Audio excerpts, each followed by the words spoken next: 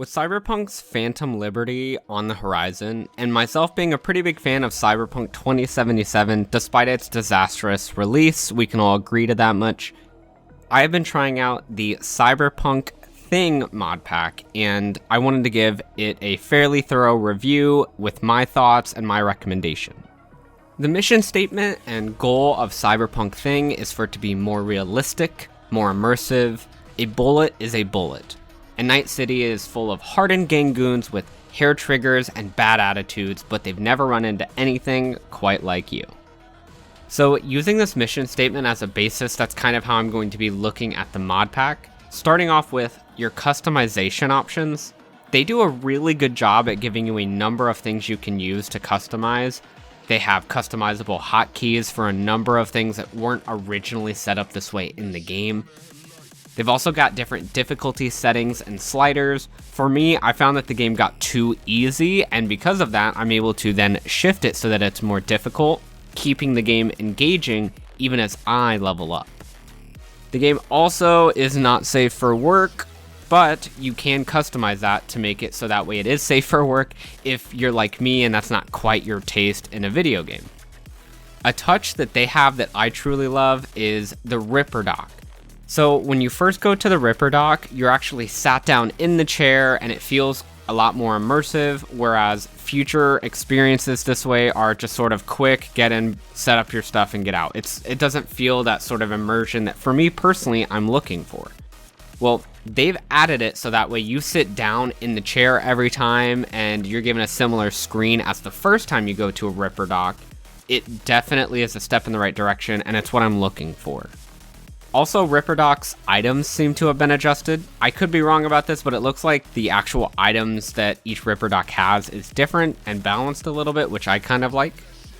Speaking of balancing and difficulty, balancing in the game for combat is shifted from static leveling to enemy scaling with your level. So what this means is, in original Cyberpunk, if I found an enemy in the Watson district at level 6, if I came back as I'm level 40, he would still just be level 6.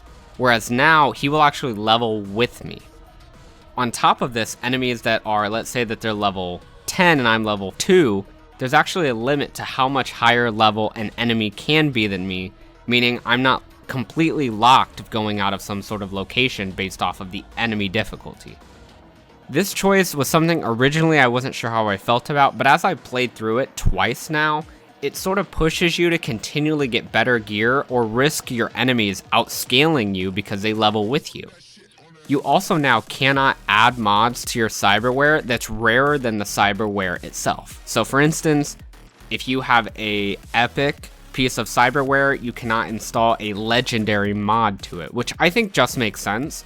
Why would the mod be better quality than the actual system? I don't think it'd be able to run it. Something I really enjoyed is that enemies now have a variety of cyber hacks that they can use against you, not only increasing the difficulty, but it also makes the experiences you have against these enemies much more varied and interesting, where they can actually stop you from moving pretty much altogether, or blind you, or catch you on fire. And there's several other things they can do too, but these are just some of the easy ones. They can even cause you to just have sudden heart failure, which is just crazy. Also, different types of enemies have varying resistances and vulnerabilities, keeping the game fresh. I found myself constantly scanning different enemies to see what way I should handle approaching them. Some of them I couldn't use my cyber hacks on at all, which made me play the game in a completely different way that I wasn't prepared for. Cyberpunk is already a visually stunning game, very well crafted, with a great art design. This mod pack goes out of its way to improve upon some of the elements that either were lacking to begin with, or just could use from some minor changes. Because of how beautiful the game is, especially with the additions and changes that were brought on, for instance, making the billboards look even better, I often found myself just driving around, enjoying the view, forgetting that I'm playing the game, or just walking everywhere, excited to take in all of my surroundings, especially now that they've been improved upon further. Another minor note on this topic is they did adjust the way the first person looks, and I think the first person body looks significantly better and it's much more appealing to the eye.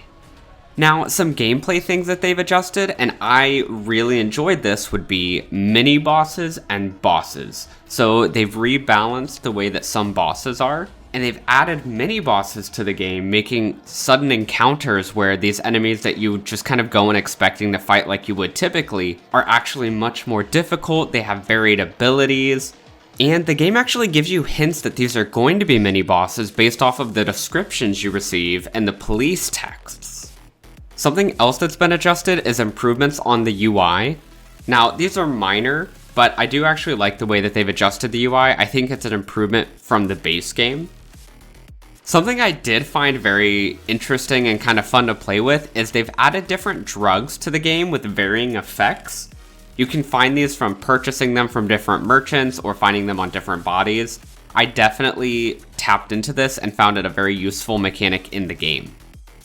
Something I'm a sucker for is being able to customize and improve my car, and they did add the car garage mod, which allows you to actually upgrade your vehicle. It also drastically rebalances the way all vehicles work within the game, improving upon their maximum speed and other things along with it that you can then spend money to improve your vehicle up to. In terms of the fidelity of the game, it runs fairly well. I noticed my FPS actually seems to be a little bit better with the mod pack on. I did, however, run into a couple crashes that I think is worth mentioning. The game also adds wall jumping, something that I think should have just been in the base game, as well as other changes to your cyberware, which is super fun to play around with. And now if you destroy your car, you actually have to spend some money to get it fixed before you can just start driving it again, which again pulls you back into the game itself. Now, while there's not really any major adjustments to the story itself, the difficulty scaling actually allowed me to get more invested in the story and the game itself, because I'm no longer able to just walk through and kill everything. I actually have to do a little bit of planning depending on what type of enemies I'm fighting. They did actually add a couple new quests to the game. Now, I haven't played these myself, however, I'm always for more content, and I think it's cool that they were able to add a little bit to the game. Something that I did actually find very cool was they added a Ghost, Shadow, and Pacifist skill tree to the game, which was a welcomed addition, especially since I personally was playing a stealth-based character. This sort of encourages that playstyle.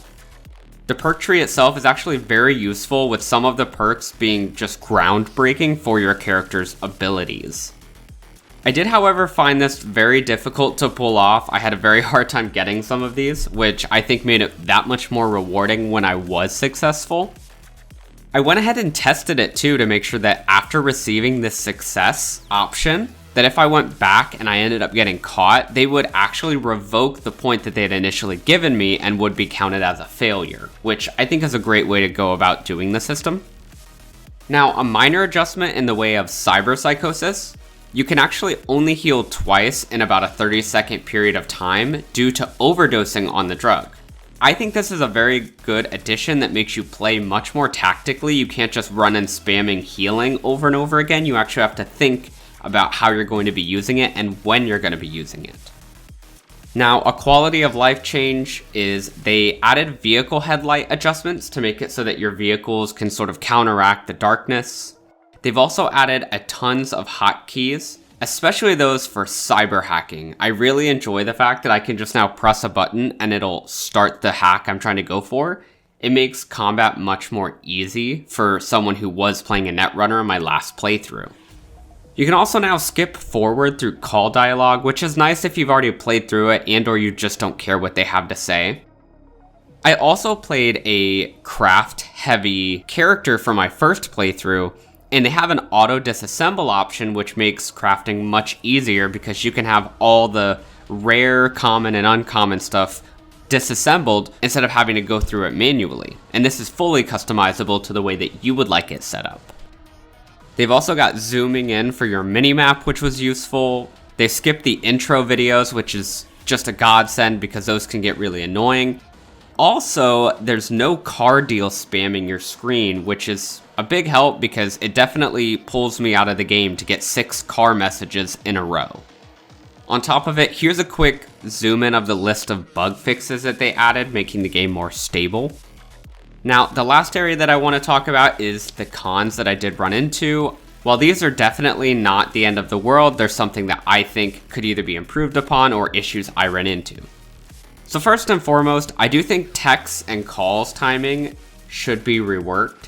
For instance, I would just finish a quest and instantly get a text from somebody with this big long message. I think delaying these messages for an hour in game or something would make much more sense as opposed to, oh, you're done? Let me send you this big long glob that really is kind of out of context.